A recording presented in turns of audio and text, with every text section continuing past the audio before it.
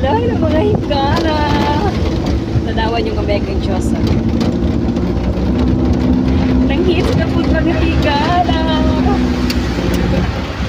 So, may babad at sa itong mga pansa ng mga higala.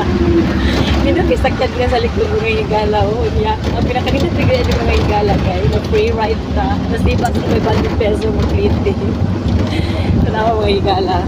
Ipakita na ko sa inyo ang akong dalan nga giyagyan mga higala ha.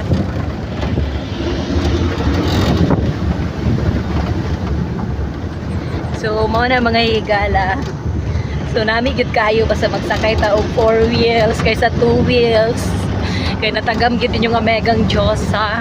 Nagkonkuan sa kuan sakay og motor kay hantud karon gipamati pa jud na ako ang kuan ako ang kasakit sa kong tiil. So na mga portion diri sa among lugar mga higala, simento na. So napoy mga portion nga wala pa siya nakuha. So kani siya nga dalan mga higala is going to from Pantukan to Maragusan. Wala naman dito wala pang dalan. Dili pareha sa unang panahon mga higala. So mga kabukiran. Si mga higala. So ingana nga mong dalan nga giagian diri kaning nana siya mga portion nga karsada mga higala. Bye. Oh, dahan kay mga fans yung higala. Bye.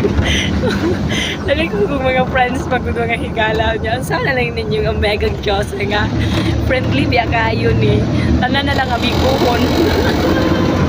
So that's our for this video mga higala. Bye.